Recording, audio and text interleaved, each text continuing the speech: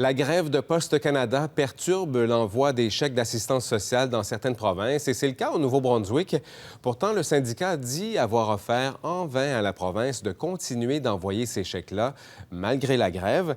Alex Villeneuve à Fredericton n'a plus de détails et on le retrouve. C'est du moins là ce qu'a affirmé, Alex, l'opposition aujourd'hui.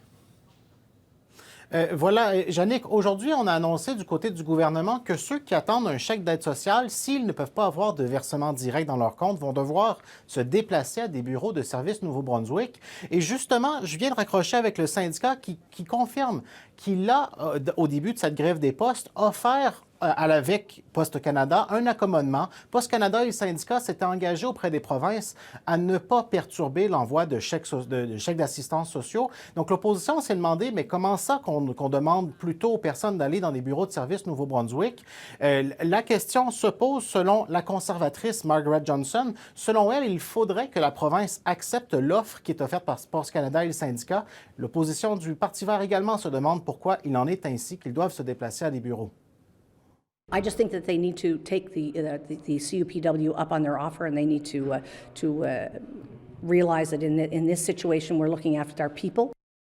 En ce moment, ce n'est pas acceptable que les plus vulnérables doivent se déplacer pour aller recevoir leur chèque. Et la ministre du ministère du Développement social, Alex, est-ce qu'elle peut expliquer pourquoi l'offre du syndicat n'a pas été acceptée?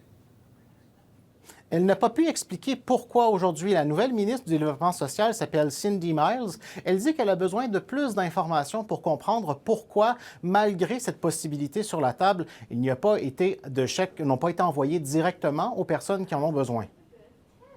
That I'm not sure. I would have to go back and check. But as I said before, I go back, there are relationships there with folks that are in the regional offices. So folks have that opportunity to connect with those folks that don't have those other accommodations made.